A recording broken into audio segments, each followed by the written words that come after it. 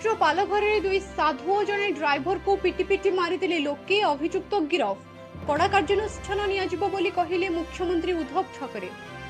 महाराष्ट्र पालघर जिलार एक गाँव में जमा होइतिबा भिड़ दुई जन साधुओं समेत 3 जन को पिटी पिटी हत्या करिसेंती। एठारे एकाठी होइतिबा 200 रु अधिक लोक एभली कांड करिसेंती। प्राण हराइतिबा दुई जन साधु जूनाखड़ार बोली जणा पड़िछि। शुक्रवार दिन पुलिस उपस्थित घटना घटी। उपस्थित भिड़ साधु सन्तों समेत जड़े ड्राइवर और पुलिस कर्मी को आक्रमण करथिले। परे यहाको नै स्थानीय अंचल तीव्र प्रतिक्रिया प्रकाश पाइथिला। तेबे सरकार तुरंत कार्यानुष्ठान नै अभियुक्त को गिरफ करछंती। 100 रु अधिक लोक हाजत को निया जायछि। सांप्रदायिक सद्भाव रखिबा पई राज्य सरकार लोकों को अपील करिसेंती। घटनार उच्च स्तरीय जांच पई निर्देश मध्ये दिया जायछि।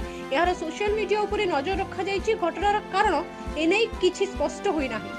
सब्सक्राइब करंतु, लाइक करंतु, शेयर करंतु, कमेंट्स दियंतु। नोटिफिकेशन पाइबा पई बेल आइकन को क्लिक करबा को क्षमा भूलंतु।